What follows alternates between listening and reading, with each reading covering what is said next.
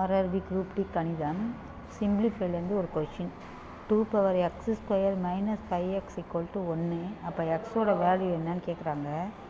இந்த கணக்கை எப்படி செய்யலான்னா 2x² - 5x = 1. இந்த 1 வந்து 2x² - 5x, இந்த 1 வந்து 2/0ன்னு இதெல்லாம். ஏன்னா எனிதிங் பவர் 0 = 1.